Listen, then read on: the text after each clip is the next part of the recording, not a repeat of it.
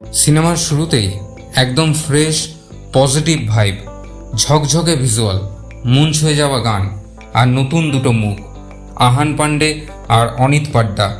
ওদের অভিনয় ছিল দারুণ আত্মবিশ্বাস, এক্সপ্রেশন আর কেমিস্ট্রি এক কথায় অসাধারণ। গান আর ব্যাকগ্রাউন্ড স্কোর সিনেমার সবচেয়ে বড় প্লাস পয়েন্ট। গানগুলো একবার শুনলে মাথা থেকে মুছে যাবে না।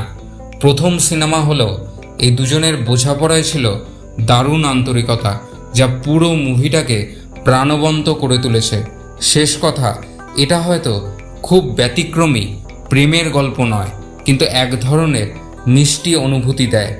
গান, কেমিস্ট্রি আর ভিজুয়াল সব মিলিয়ে সাইয়ারা ভালো লাগবে নিশ্চিত।